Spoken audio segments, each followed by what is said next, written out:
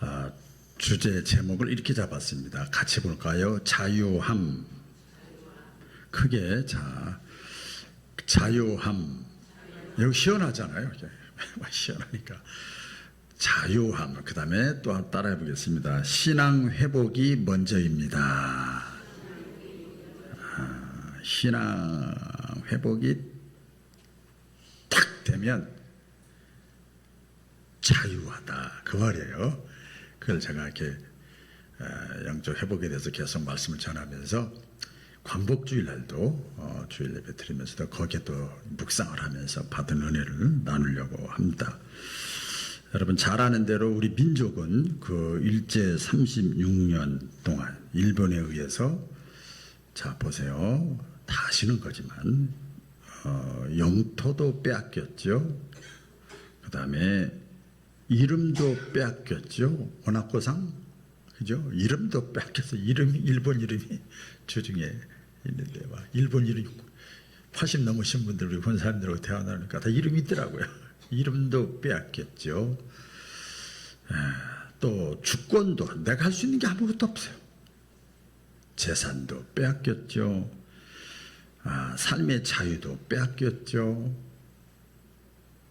그렇죠? 더 나가서 우리가 지금 하나님 앞에 나왔는데 예배 자리에 나왔는데 신앙의 자유도 빼앗겼잖아요. 그렇죠? 그걸 식민지 백성이라고 그래요. 식민지 백성이라고 그래요. 그래서 서럽잖아요. 각종 불평등, 서름, 모욕, 수치를 다 체험했던 민족이고 나라예요. 그렇기 때문에 자 보세요. 자유가 얼마나 소중한지를 너무나 잘 알아요. 그래서 정치 얘기를 하는 게 아니고 연세가 드신 분들은 좀 보수적이잖아요. 자유를 뺏기면 다른 거 이 논리적이고 이성적이고 뭐 이런 뭐 그건 아니다야. 그렇잖아요. 그런 성향도 강하게 가지고 있죠. 자유가 너무 소중해요. 그걸 느끼잖아요. 저는 이 말씀 묵상하면서 우리 교회도 생각해 봤어요. 한 2년 전부터 우리 교회가 이렇게 뭐 코로나도 다 영향도 있지만 갑자기 이렇게 다운되는 느낌을 가지고 얼마나 뭐 하나님이 다 섭리가 안 돼 있지만 얼마나 제 마음은 안타깝겠어요, 여러분. 그렇죠? 이렇게 성장하다가 그런데 우리 교회가 개척하고 마동 저 2년 동안 30평 1년 8개월 있었어요. 30평 상가에 있을 때 여기 아시는 분들은 아세요. 식당도 없었어요. 친교실, 교제실도 남전도 있고 여전도 있고 뭐 성김방, 교육관 아무것도 없었어요. 에어컨 하나도 없어요. 피아노 아무것도 없었어요. 주차장도 없었어요. 지휘자도 없었어요. 성가대도 없었어요. 아무것도 없었어요. 하다못해 의자조차도 남의 교회에서 가져와 가지고 그 예배 드렸어요. 그러니까 어려운 환경을 경험했던 교회잖아요. 그러니까 그 과정을 겪은 사람은 오늘의 지금 이 교회의 모습이 얼마나 소중한가를 알아요. 우리 젊은 사람들은요, 야, 배고프면 라면이라도 먹어라 그런다잖아요. 아이고, 경험하지 않은 사람은 모르는 거죠. 내 집 없이 전세 월세로 막 여기저기 다니던 신혼부부가 열심히 허리띠 졸라매가지고 내 집 마련을 하고 있잖아요. 마음껏 주인 눈치 안 보고 내 집에 누워서 마음껏 편히 잠잘 수 있는 내 집이 조그만 집 하나라도 있으면 그게 내 집이 얼마나 소중한가. 큰 집 보는 게 아니에요. 이것을 알잖아요. 그렇죠. 오늘은 우리 80년 전, 역사가 있어요. 딱 의미가 있잖아요. 우리 10주년 할 때 80년 전 이 나라를 잃었다가 다시 자꾸 광복주일로 우리가 교회에서도 드립니다. 또 지역에서도 하고 연합에서도 하고 뭐 행사도 국가적으로도 지자체적으로도 다양한 행사를 합니다. 그런데 나라적으로는 해방이 돼서 외적으로는 자유, 삶의 자유, 신앙의 자유를 얻었지만 여러분 가만히 생각하면 내적으로는 어떤가? 여러분 삶의 자유 있죠? 신앙의 자유 있죠? 그런데 내적으로 어때요? 가만히 보면요, 우리 나라를 봐도 그렇고 한 사람 한 사람 개인을 봐도 그렇고 분열, 불신, 미움, 상처, 갈등 80주년이 됐는데 지금 우리나라 그게 최고조야, 최고조. 그렇죠?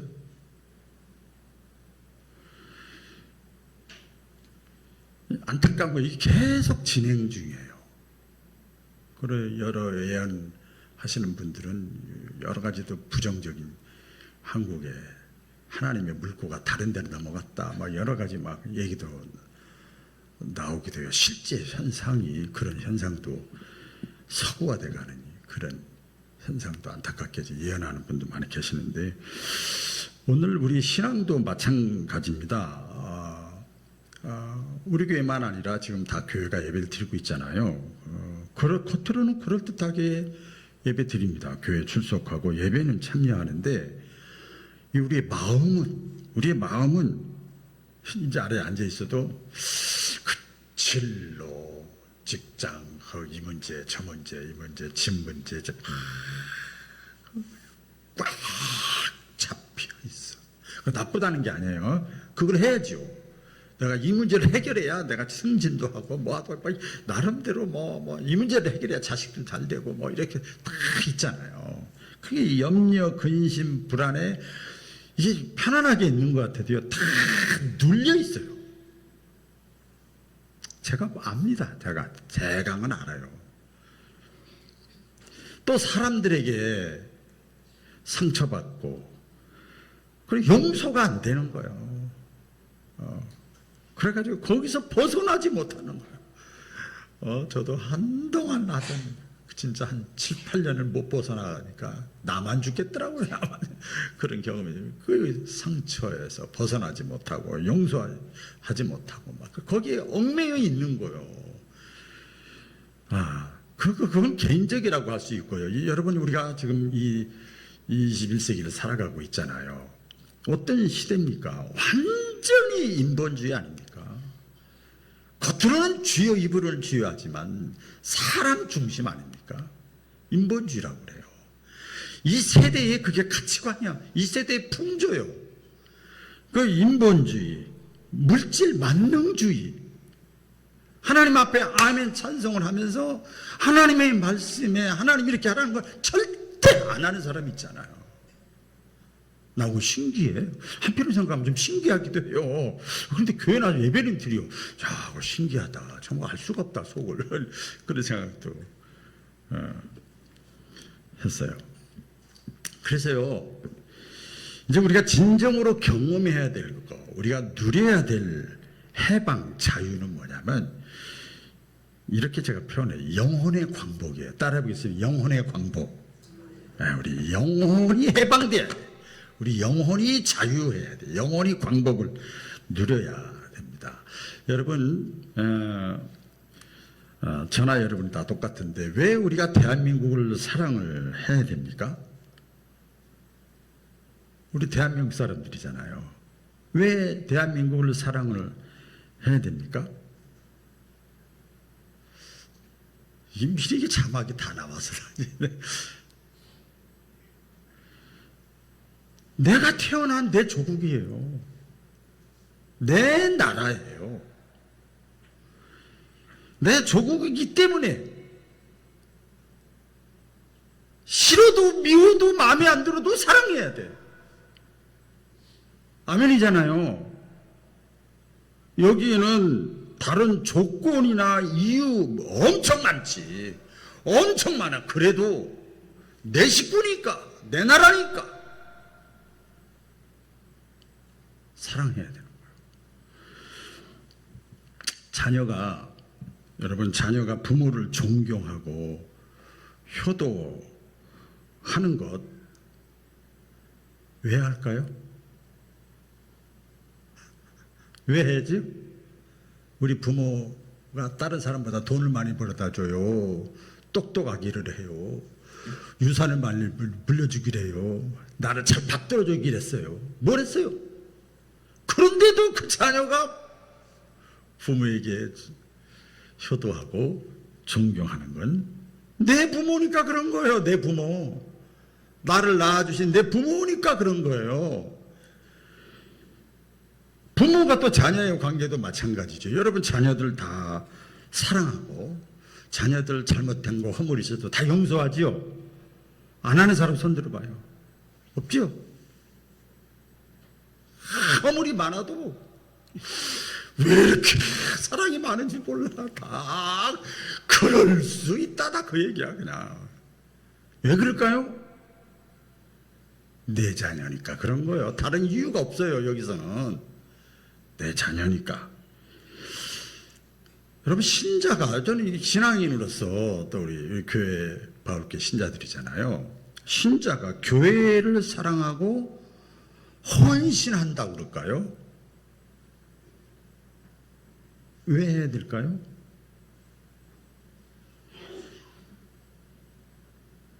내 교회니까. 이 주변에 교회가 얼마나 많아요. 내 교회니까 내 교회를 사랑하고 내 교회를 위해서 헌신하는 거예요. 저도 이제 목사지만 이렇게 연합이나 할 때 보면 다른 교회 신자들 많아요. 그렇게 우리 교회 신자 한 사람, 그분이 신앙이 뭐 이렇고 저렇고 아무리 해도 우리 교회 신자가 더 사랑스러워요. 여기에 무슨 만약에 이유나 조건이 있어서 그 사람이 외모가 출중하거나 능력이 있거나 성품이 좋거나 똑똑하거나 뭐 예를 들어서 교회로 말하면 건물이 좋구나 시스템이 좋구나 막 이래서 사랑하고 이래서 존경하고 이래서 내가 헌신하고 이런다 그러면 그 사람은 다른 교인이에요. 다른 부모예요. 내 부모가 아니잖아요. 그래서 우리가 그 인생을 살면서 여러분 가정에서나 사회생활이나 우리 교회생활, 신앙생활 중에서도 내 나라, 따라해보겠어요. 내 나라, 내 교회, 내 가정, 내 부모, 내 자녀, 이 의식이 있어야 되는 거예요. 요새 젊은 사람 가끔 엊그제도 지난주에 보니까 자식을 낳아서 방치해 둔 부모가 있더라고요. 내 자녀 의식이 없는 거예요. 내 나라, 내 교회, 내 가정, 내 부모, 내 자녀, 이 의식, 이게 정체성이에요. 정체성. 이것이 있는 사람은요, 아무리 마음에 안 들어도, 아무리 상황이 좋지 않아도 자기가 속한 내 교회, 내 자녀, 내 부모, 내 민족을 사랑하는 거예요. 그 옆에 사람이 볼 때 이해가 안 되는 거예요. 누가 봐도 저 자녀는, 저 부모는 저기 안 좋은데 저 사람들은 그냥 자기 자식밖에 모르고 자기 부모밖에 모르고 가족끼리 덜덜 뭉쳐있고 나라를 막 그럼 다른 사람도 이해를 못해요. 아이고 북한하고 맨날 싸우고 저러는데 저 나라 보고 좋다고. 외부에서는 그래요. 이상하게 보는 거예요.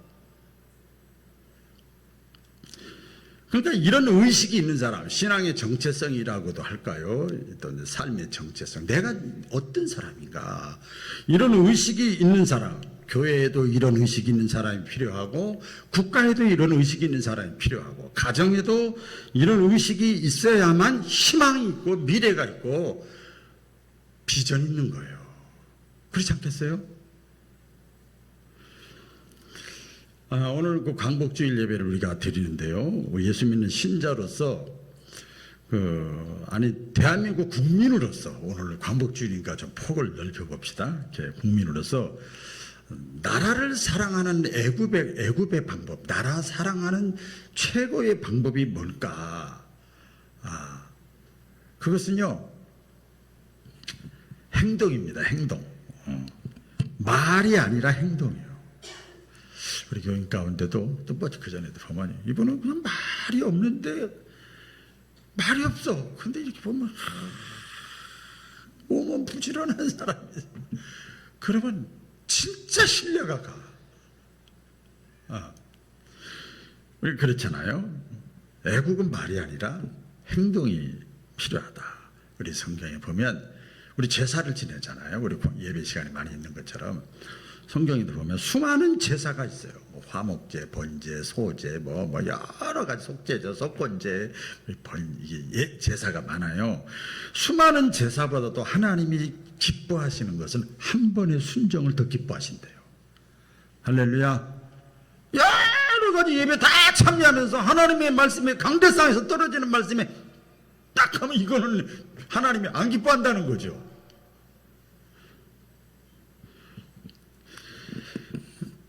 그 누가 이런 일에 신앙인으로서 또 나라와 관계 속에서도 이런 일에 말보다 행동으로 먼저 보여주어야 될 사람, 모범을 보여야 될 사람이 누군가 하면 저와 여러분이에요. 예수 믿는 사람이에요. 왜 그런 줄 아세요?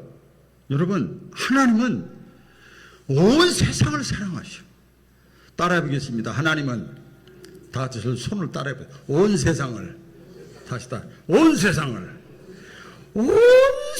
사랑하셔.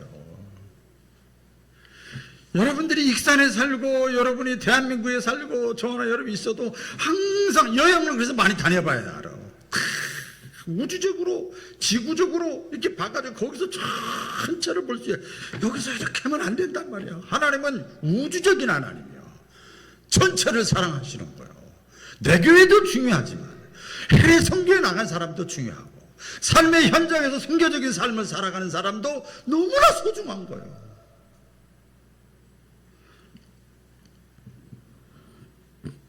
모든 사람을 사랑하는 우주적인 하나님을 사랑하는 그 하나님을 우리는 아버지라고 그러잖아요.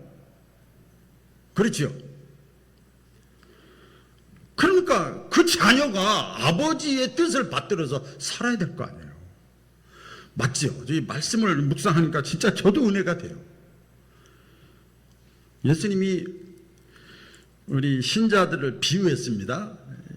신앙인들을 비유를 성경에 상징으로 했어요. 교회는 세상에 뭐라고 그래요? 등대래요. 등불이래요.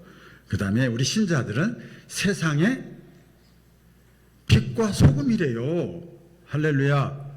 빛과 소금이에요. 여러분 골방에서 마음 맞는 사람끼리만 소금하는 게 아니요. 세상에 빛과 소금이래요. 그러니까 등대나 빛이나 소금이 제 역할을 하려면 어떻게 해야 돼요? 말로 하는 게 아니라 우리 그 표현 그대로 등대는 태워져야 돼. 내가 태워져야 돼. 빛도 내가 태워져야 돼. 소금은 내가 녹아져야 돼.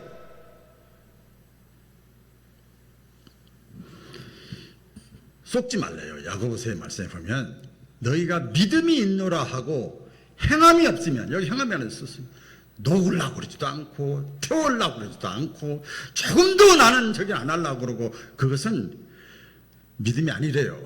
그건 믿음이 아니래요. 하나님도 우리 신학적으로 성경적으로 보면 하나님도 역시 세상을 사랑한다고 말씀하셨잖아요. 요한복음 3장 16절이나 여기저기 말씀하셨어요.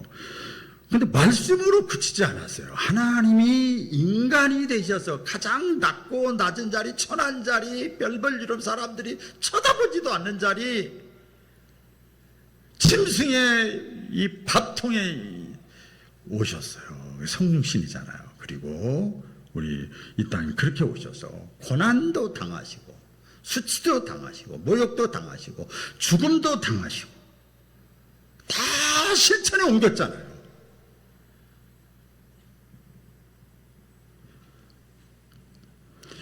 그래서 우리가 바른 신자, 건강한 신자라고 하면 나라 사랑에 대한 것, 하나님의 시야에서 바라보고 우리가 보여줘야 돼요. 여러분 3.1운동 아시잖아요. 김일동 산업인운동이나 또 광복절도 마찬가지지만 그 일이 일어나는 데 있어서 주도적인 역할을 했던 사람들이 누군 줄 아세요? 다 기독교인들이에요. 사실은 좀 이게 예민한 문제지만 이 방송 다 나가지 말고 침례교나 순복음교나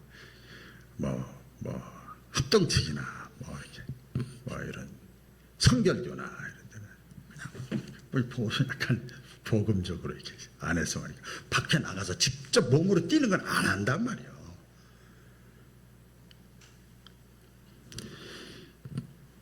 그래서 이 참된 나라 사랑, 이 애국은요, 더 우리가 깊게 들어가서 보면 오늘 한번 생각해 보는 거죠. 저도 이 익산마을교회 담임 목사지만 그런 마인드 생각을 가지고 말씀을 지금 나누고 있습니다. 진짜 나라를 사랑하고 더 나아가서 하나님을 사랑하면은 나보다 국가를, 나보다 타인을, 나보다 하나님을 먼저 생각해야 된다는 거예요.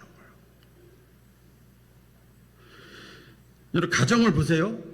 가정이 왜 유지가 되는가 하면 가정이 유지된다는 거네. 가정에 행복이 있고 기쁨이 있고 평안이 있고 안식이 있어. 그런 가정들 있지요. 왜 그럴까요? 왜 그게 가능할까요? 가족 구성원 모두가 자신보다 가정이라는 공동체를 먼저 생각하니까 그래요. 간단합니다. 반대로 가정이 왜 행복이 없고 깨지고 늘 불안하고 긴장감이 있고 막 신경 쓰고 스트레스 받고 막 그러느냐? 가정이라는 것보다는요 자기라는 걸 더 생각하면은 가정의 행복이 깨지는 거죠. 늘 불안해. 가정이 그렇게 평안이 없는 거죠. 남편에 맞추고 자식에 맞추고 막 손주에 맞추고 부인에 맞추고 이러다 보면 교회가 할 가정이 재미가 없어. 그렇게 되는 거예요. 어쩔 수가 없어요. 성숙하지 못해서 그런 것도 있지만 기업을 보세요, 여러분. 한번 기업 이 경제도 보면요, 사업이 잘 되는 회사에 보면요, 직원들이요 직장의 일을 내일처럼 생각해. 내일처럼. 그래서 보면은 8시 출근인데 벌써 1시간 전에 나와 있고 6시 퇴근인데 7시에 나가. 아무도 안 보는 줄 알았더니 입소문이 딱 나가지고 그 사람이 1년 만에 대승진을 하더라고요. 이야, 저 그런 걸 여러 번 봤어요. 적극적이고 시켜서가 아니라 자기가 자원해서 하는 거예요. 그럼 사업이 기업이 안 되는 데를 보세요 한번. 이 직원들이요 자기 이익만 챙기는 거예요. 힘들어요. 죽겠네. 소극적으로 하고 막 시켜야만 하고 막 억지로 하고 의무감으로 하고 그거 오래 못 가는 거예요.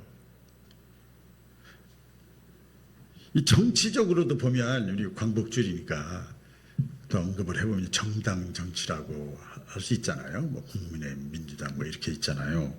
이 선거를 앞에 두고 보면요, 친한 사람끼리도 갑자기 선거를 앞에 두고 뭐 원수가 돼. 이거 어디나 다 그렇더라고요. 그냥 가지도 친 얘기 막 다시는 넘지 못할 선을 넘는 얘기들을 막 주고받잖아요. 여러분 다 보시잖아요. 그러니까 이 국민들이 볼 때는 식상한 거예요. 정치 불신이 생기는 거예요. 왜 이런 현상이 나타나는 줄 아세요? 이게 보니까요, 이 국회의원들 보니까요, 한 사람 한 사람 면면을 보니까 비례대표들 뭐 초선이도 보니까 경력이 화려해요. 기본이 뭐 총장, 기업 총수, 뭐 대학 교수 이런 사람들이 국회의원 되더라고요. 막 보니까 그런 사람들이 많아. 그런데 이상한 것이 정당에만 가입하면 이상한 사람이 되더라고요. 바보가 되면 이런 말은 뭐 할 수 없지. 그렇게 합리적이고 논리적이고 깨끗한 사람도 거기 가버리면 다 이상하게 돼요. 어떤 분은 싫대 그런데 난 싫다고 막 그럼. 그 왜 그런가 하면 우리나라도 참 기도해야 됩니다. 개인과 정당의 이익을 우선하는 거예요. 그러니까 우리가 기도해야 돼요. 교회도 마찬가지인 거 같습니다. 교회가 뭐 여러 가지가 있겠습니다. 교회가 침체되고 쇠퇴하는 것 보세요. 신자들이 교회보다 자기를 먼저 생각하는 거예요. 나 편안한 거, 나 아니라는 거. 이거 먼저 생각하는 거예요. 근데 교회가 잘 되는 교회는요, 자기 개인보다도 교회를 먼저 생각하는 거예요. 아까 제가 서두에 중간에 말씀드렸잖아요. 저희 그 18년 전에 고래동 오거리 거기서 마동에서 하는데 나 이렇게 열심히 있는 분들 처음 봤어. 그때만 해도 다 40대 50대였어요. 이야, 뭐 저는 뭐 말씀 절개 선하고 절개밖에 못하지 뭐 제가 뭘 하겠어요. 구석구석 손댈 데가 하나도 없어요. 전부 이 주인의식이 있는 거예요.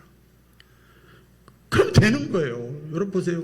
아까 이것도 없고 저것도 없고 뭐 무화과 나무에 뭐가 없을지라도 그런 것처럼 다 없는데 막 적극적으로 되는 거죠.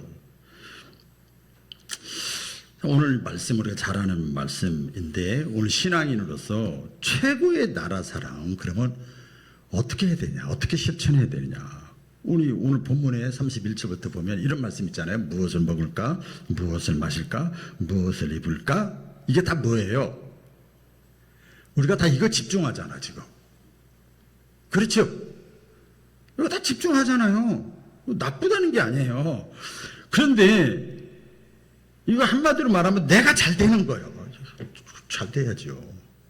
어떤 분은 좀 쉬시면 좋겠어요. 쉬세요. 몸들 피곤하신다네.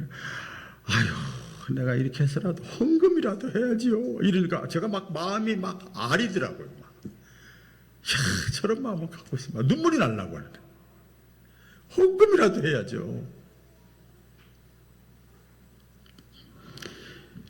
근데 무엇을 마실까, 무엇을 입을까, 막 이런 거, 나에게만 집중하잖아요. 근데 이걸 예수님이 뭐라고 그랬죠? 이것은 불신자들, 이방인들도 집중하는 거다. 그러나 너희는 먼저, 너희는 뭐예요? 예수 믿는 사람. 우주적인 하나님을 믿는 사람. 너희는 먼저 그의 나라와 그의 의를 구하라. 이게 하나님의, 나보다도 하나님의 뜻과 소원을 위해 먼저 집중하는 거예요. 이게 틀려요. 그래서 중생했다고 하는 것은요, 삶의 방향과 우선순위와 목적이 바뀌는 게 거듭난 거예요. 외모가 거듭난 게 아니고 완전히 바뀌는 거죠. 하나님의 소원, 하나님의 뜻이 뭡니까? 우리 좀 거창하게 말씀드릴게요. 민족의 복음화예요. 할렐루야. 민족의 복음화예요. 이걸 신학적으로 하나님의 나라를 확장시키는 거예요. 어느 분이 그러더라고요. 목사님, 얼마 전에 제가 그 혈액으로 이렇게 검사를 하고 뭐 이렇게 대화를 나눴더니 힘드시죠. 그분도 한 4, 50년 목회 신앙생활 여자분인데 신학 공부도 하시고 아주 크게 저기 하시더라고요. 힘드시죠. 이걸 풀으셔야죠. 뭐 어쩌고 해서 제가 이게 뭐 여러 가지가 있겠지만 이렇게 운동으로도 풀고 신앙적인 뭐 기본이고 그다음에 또 이렇게 또 작은 교회 목회자들 막 가서 그 하나님의 나라를 확장시키는 일이잖아. 할렐루야.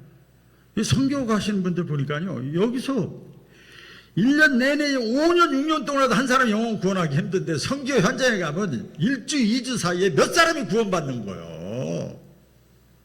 이 하나님의 나라 확장, 하나님의 뜻, 하나님의 소원은 민족 복음화, 하나님의 나라를 확장시키는 거. 우리가 간단하게 말해서 영혼을 구원하는 거. 더 구체적으로 말씀드려볼까요? 지옥 갈 사람 천국 가게 하는 거예요.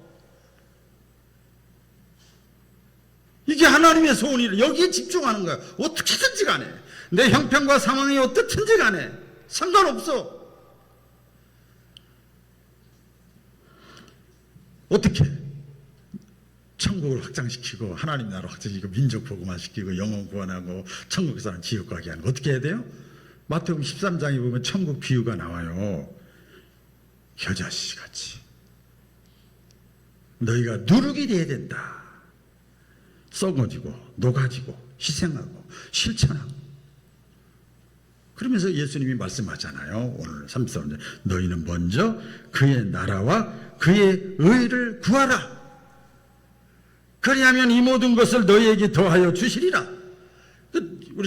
이 모든 것이 뭐예요? 이 뜻을 보면 너희가 예상하지 못했던 것. 내가 이렇게 예상을 다 하잖아요, 여러분. 예상하지 못하고 상상하지도 못한 것, 이걸 어떤 분은 보너스라고 그러더라고요. 보너스. 더하여 주시리라. 할렐루야. 이게 말씀하는 거예요. 그러니까 하나님이 도와주셔야 되는 거예요. 따라해보겠습니다. 하나님이 도와주셔야 됩니다. 하나님이 돕는 백성이라야 가정도 개인도 하나님이 이걸 이방인들이 있어야 할 것을 우리 하나님은 당신의 자녀들이 있어야 할 다 아신대요. 과연 그런가? 오늘 보면요, 시편 144편 15절 다 같이 읽어볼까요? 시작. 여호와 하나님을 자기 하나님으로 삼는 백성은 복이 있느니라. 할렐루야. 보세요. 여호와 하나님을 자기 하나님으로 삼는 백성, 국가, 가정, 기업, 개인, 여러분 각자, 저와 여러분이 그런 사람 뭐가 있다고요? 복이 있대요. 이 복이 뭐예요? 잘 되게 해준다는 거예요. 하나님이. 믿으시면 크게 아멘. 그렇게 해주겠다는 거예요. 아까 선교 얘기를 했습니다마는 해외 선교 가가지고 뭐 말씀을 전하고 선교 공부하고 이거 다 시간이 걸리잖아요. 근데 가장 효과가 있었던 게 뭐냐? 불교 국가나 이슬람 국가, 무신론자들, 뭐 미신 믿는 사람들 저긴데 그 사람들이 그러더래요. 왜 한국에서 왔다고 하니까 대강 아는 사람들이 당신 나라는 왜 이렇게 잘 살아? 그러더래요. 당신 나라 대한민국이잖아요, 여러분. 왜 이렇게 잘 살아요? 나라도 조그맣고 뭐 일본 있고 북한 있고 막 밖에서 맨날 전쟁이 일어날 것 같이 그러는데 왜 이렇게 잘 사냐고. 그래서 그 선교사가 성경 얘기를 하는 이 사람들이 별로 감동이 없는데 예수 믿고 나서부터 잘 살아. 5,000년 가운데 100년 조금 넘었는데 예수 믿은지 잘 살게 됐어요. 그러면 전도가 되더래.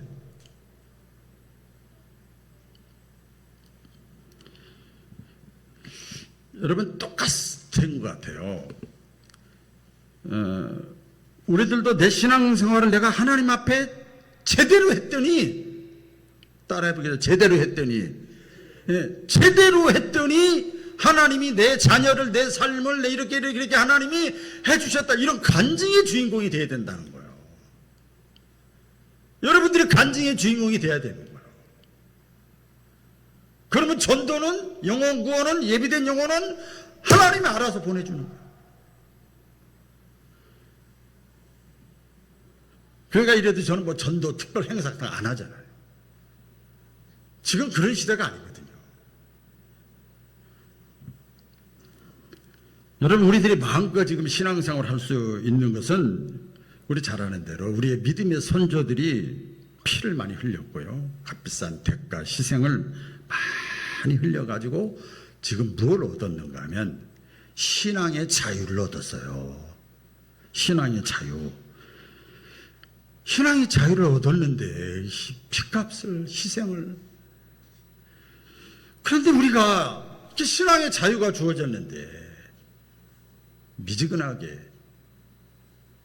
형식적으로, 두리뭉술하게 신앙생활을 해야 될까요? 이슬람 국가는요, 보니까 예수님을 믿는다는 것이 알려지면은요, 결혼도 못해요. 모든 걸 포기해야 돼요. 사회, 직장, 취직도 못하고요. 다 막혀 있어요. 예수 믿는다는 거 하나 때문에. 또 그 동남아에 제가 갔던, 지금도 더하다네요. 지금 제가 내전이 일어나가지고 미얀마나 중국 같은 데서는요. 얼마 전에 어떤 분이 중국을 갔다 왔어요. 아는 지인이 4박을 갔다 왔어요. 그래서 그걸 뭐 화려하고 뭐 좋다고 그런가 보다 그랬더니, 그런데 신기한 게 하나 있어요. 그래서 뭐냐 그랬더니 스마트폰을 다 쓰긴 쓰는데 외국계 하나도 안 나온대요. 자기들 나라 것만 한데 다 차단됐다는 거예요. 그러니까 그 소리만 들으니까 그게 정답이야. 그러니까 그 많은 사람들이 이끌고 나가는 거예요.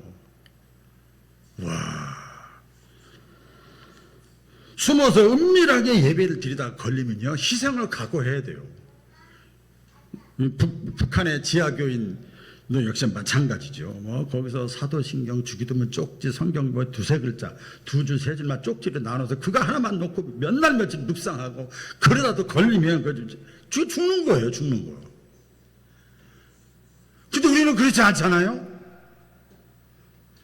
마음껏 신앙생활할 수 있잖아요.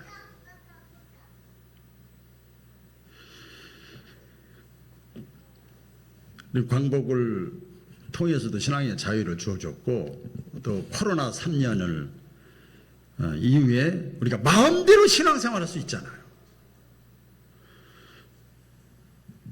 그런데 우리들의 신앙생활의 모습이 어떤가? 오늘 뭐 젊은 사람들 좀 있지만 대부분 뭐 60대, 70대 되신 분들이 많이 계시는데 정체성을 좀 알았으면 좋겠어요. 그게 뭐냐?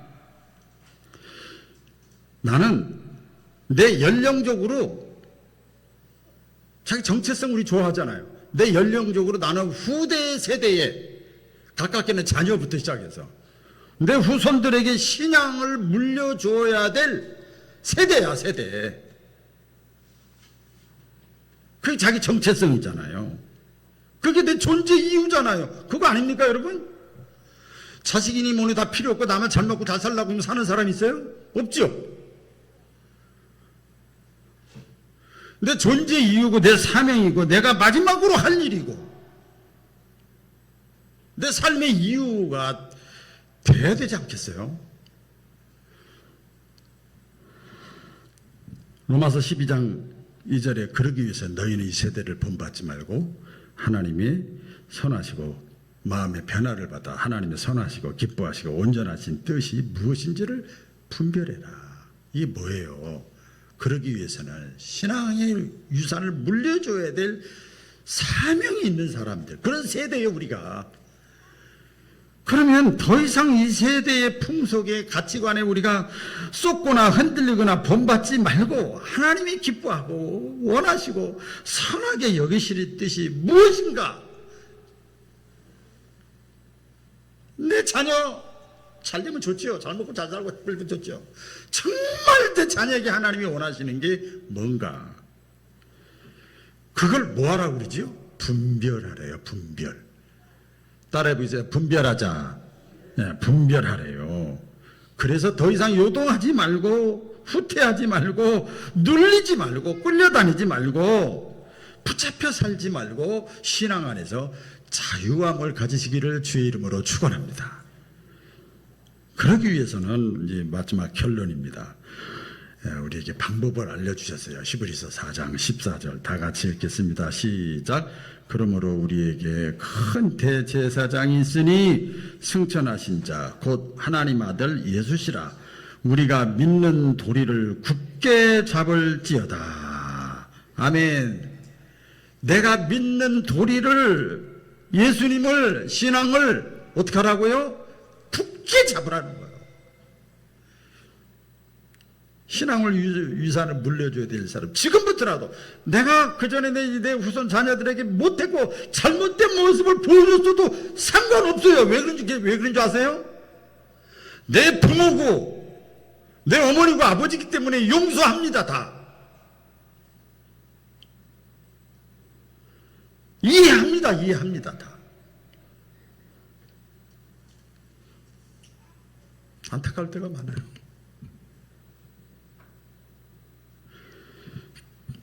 내 자신이 먼저 굳게 서야 된다. 어디에 굳게 서야 되느냐? 제가 뭐 뻔한 말씀 같지만 내 자신이 예배의 자리에 굳게 서야 됩니다. 어떤 상황에도 예배는 포기하면 안 되는 거예요. 하나님 중심이 돼야 돼. 하나님 중심. 말씀 중심의 사람이 돼야 돼요. 뭐 판단 기준이, 내 생각의 기준이, 평가 기준이 말씀이 돼야 된다는 거야. 말씀. 그리고 기도하는 거예요. 쉬지 않고 기도하는 거예요. 반드시 하나님이 일하시는 걸 좀 보라 이 말이에요. 보라.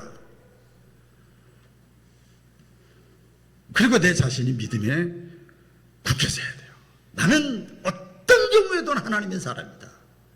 하나님의 자녀다. 이런 믿음이 흔들리지 않도록 우리가 굳게 서면 국가적으로도 가정적으로도 후손들에게도 자유함을 주고 기쁨을 주고 하나님께 영광 돌릴 수 있는 저와 여러분 되기를 축복합니다. 기도하겠습니다.